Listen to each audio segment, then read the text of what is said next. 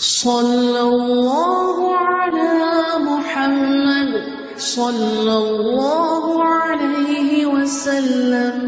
اللهم صل على محمد النبي الأمي وعلى آله وسلم تسليما.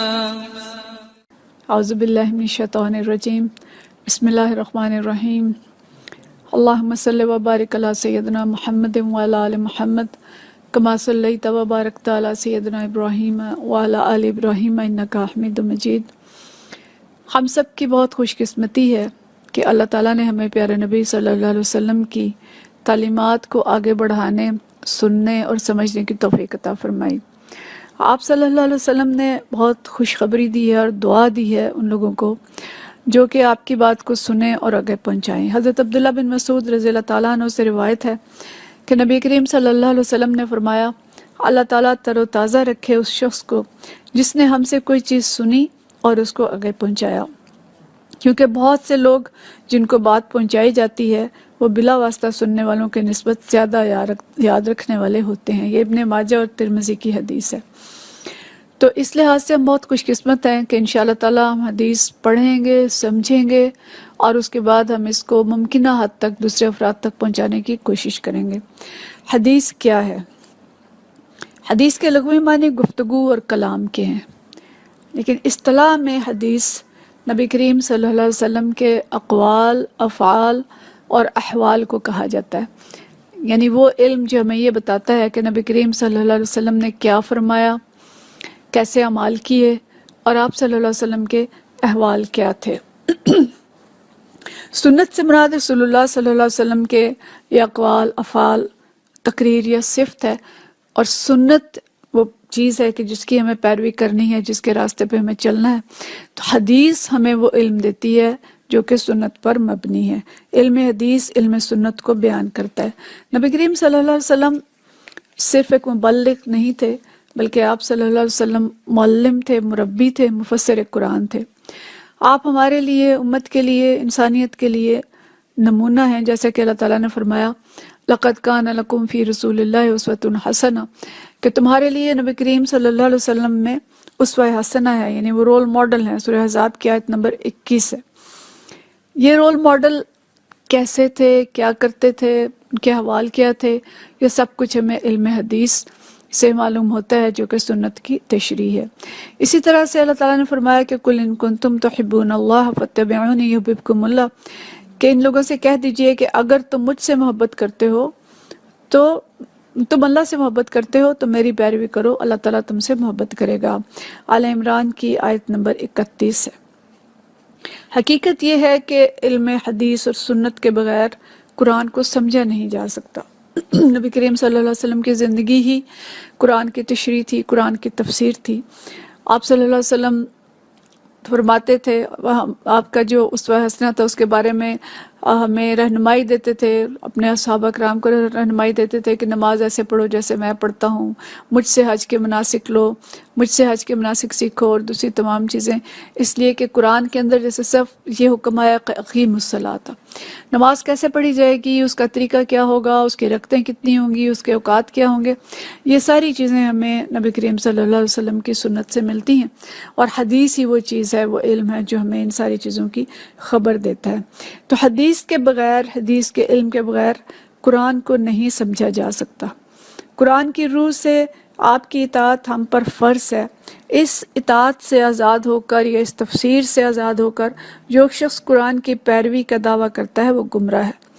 مولانا مودودی رحمۃ اللہ علیہ فی سنت کی آئینی حیثیت میں رقم تراز ہیں کہ سنت رسول اللہ صلی اللہ علیہ وسلم کا تعلق اگر کتاب اللہ سے کاٹ دیا جائے تو دین کا حلیہ بگڑ جائے گا. اس کے بغیر صرف قرآن کے الفاظ رہ جاتے ہیں جن کے پیچھے کوئی عملی نمونہ نہیں ہوگا، نہ کوئی مستند تعبیر و تشریح ہوگی، نہ کوئی مثالیں ہوں گی، اور اس طرح سے اسلام موم کا ایک گولا بن کر رہ جائے گا جسے دنیا کے ہر چلتے ہوئے فلسفے کے مطابق ہر روز ایک نئی صورت دی جا سکے گی. تو اس لیے حدیث کا علم قرآن پاک کو سمجھنے کے لیے، دین اسلام کو سمجھنے کے لیے، دین کی روح سمجھنے کے لیے اور سیدھے راستے پہ قائم رہنے کے لیے بہت زیادہ ضروری ہے۔ نبی کریم صلی اللہ علیہ وسلم کی حدیث اور سنت کا علم نہ صرف یہ کہ ضروری ہے دین پہ عمل کے لیے، بلکہ اسی علم کے ذریعے ہمارے اندر نبی کریم صلی اللہ علیہ وسلم کی محبت پیدا ہوتی ہے، اللہ کی محبت پیدا ہوتی ہے، صحابہ کرام رضوان اللہ اجمعین کے ساتھ ایک تعلق بیدار ہوتا ہے کہ جب ہم دیکھتے ہیں کہ نبی کریم صلی اللہ علیہ وسلم کے اخلاق کیسے تھے، کردار کیسے تھے، آپ صلی اللہ علیہ وسلم کن کن منازل سے گزرے اس دین کی اقامت میں، کیا کیا مشقتیں اٹھائیں، کتنا اعلیٰ اور اجلا ترین کردار تھا، یہ ساری چیزیں جب ہم دیکھتے ہیں اور آپ کی پیاری پیاری صفات جانتے ہیں تو اس سے محبت پیدا ہوتی ہے، اور محبت کے ساتھ ساتھ دین کے لیے محنت کا دائیہ پیدا ہوتا ہے، انسانیت کی محبت پیدا ہوتی ہے۔ ہر مذہب کا پہلا زمانہ اس کا بہترین زمانہ ہوتا ہے، اس حقیقت کو سامنے رکھیں تو نبی کریم صلی اللہ علیہ وسلم کا زمانہ اور صحابہ کرام رضوان اللہ مجمعین کی زندگیاں ہمارے سامنے آتی ہیں، اور اس سے ہمیں نہ صرف دین کی روح پتہ چلتی ہے بلکہ ہمیں قلبی تعلق بھی محسوس ہوتا ہے، اور عملی مثالوں کو دیکھ کے ہمیں اپنی کم مائگی کا جہاں احساس ہوتا ہے وہیں ہمارے سامنے ایک بلند ترین رول ماڈل اور ایسی مثالیں سامنے آتی ہیں کہ ہم محنت کرنے اور ان رول ماڈلز تک پہنچنے کی کوشش کر سکتے ہیں۔ دور صحابہ کی پہلی یونیورسٹی اصحاب صفہ پر مشتمل تھی، اور صفہ وہ مقام تھا جہاں پہ وہ پیارے صحابہ بیٹھا کرتے تھے جو نبی کریم صلی اللہ علیہ وسلم کی تعلیمات کو یاد کرتے، انہیں محفوظ کرتے اور انہیں آگے پہنچاتے تھے۔ ان کی محنت ہمارے سامنے آتی ہے جنہوں نے احادیث کا علم حاصل کرنے کے لیے اور قرآن پاک کو سمجھنے کے لیے، اس کا فہم حاصل کرنے کے لیے اس کے تدوین اور تبلیغ میں پوری زندگی لگا دی۔ اس کے بعد تابعین و تبع تابعین اور دیگر فقہاء کرام اور ائمہ کرام نے اپنی زندگیاں علم قرآن و حدیث کے لیے وقف کی، خصوصاً حدیث کے علم کے لیے علماء نے ہزاروں میل کے سفر طے کیے۔ اس کی کچھ تفصیل ہم انشاءاللہ اگلے دروس میں دیکھیں گے۔ اسی طرح اگر ہم ایک اور پہلو سے دیکھیں تو حدیث کا علم قرآن کے بعد ماخذ قانون ہے۔ دین اسلام صرف ایک تبلیغی یا ایک مذہب، ایسا مذہب نہیں ہے کہ جو پوجا پاٹ پر مشتمل ہو، بلکہ اسلام ایک مکمل نظام زندگی ہے، اور اسلام دستوری ماخذ رکھتا ہے۔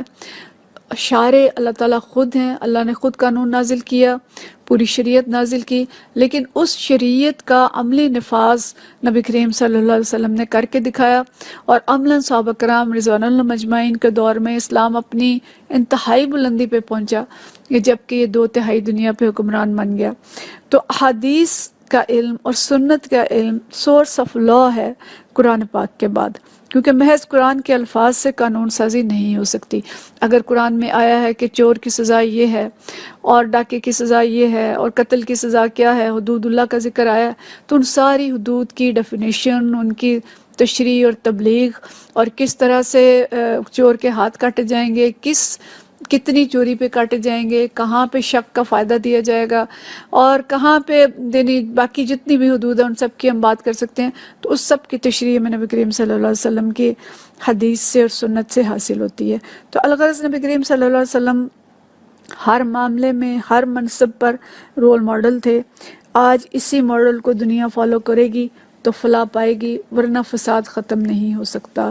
تو انشاءاللہ تعالی ہم ان دروس میں جو ہمارے مختصر دورانیے کے کلپس پر مشتمل ہوں گے، حدیث کے آئینے میں اپنے پیارے نبی صلی اللہ علیہ وسلم کا مثالی کردار اور تعلیمات دیکھیں گے، اور اس کو گرہ میں باندھیں گے اور عمل کی کوشش کریں گے اور آگے پہنچائیں گے انشاءاللہ تعالی۔